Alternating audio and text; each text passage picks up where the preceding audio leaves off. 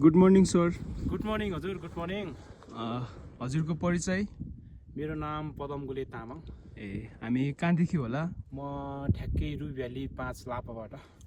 लापा भनेपछि रु भ्याली ठुलो गाउँ पर्छ हैन? हजुर, ठुलो गाउँ, मेरो ठुलो गाउँ 5। रमाइलो छ लापा नि। अनि ठुलो गाउँ छ। अनि यात्रा कस्तो भइरहेछ? यात्रा 80 देखि हिँडेको। हजुर। यात्रा असहज भए पनि यो भ्यूहरू देख्दाखेरि हजुर बहुत रमाइलो लागिरहेछ। एकदम यो आफ्नै अब हामी भन्छौँ नि, यो नेपाली उखानमा भन्छौँ नि, नजिकको तीर्थ हेला। हजुर तीर्थ हेला भने जस्तै हामीसँग प्रशस्त यी सुन्दर हिमालयन अब श्रृङ्खलाहरू छ। त्यसपछि पाखाहरू छ, हरियाली पाखा हरियाली हुने क्रममा छ। जो समग्रमा यात्रा जटिल भए पनि ठिकै हुँदैछ। यो अब भ्यूहरू देख्दाखेरि मन एकदम।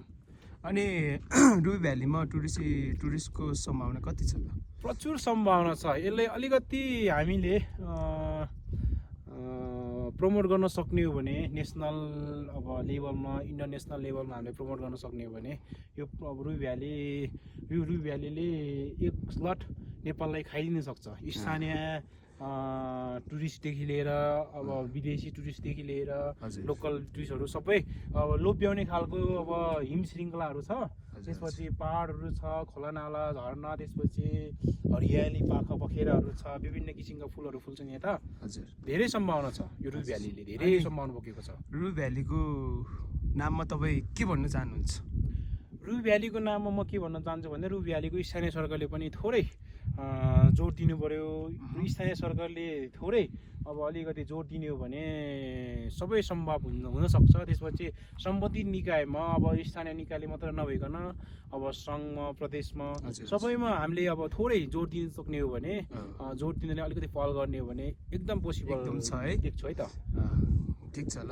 अनि बस्न खाना अनि कस्तो छ सुविधा? एकदम बबल छ। अलिक चिसो छ।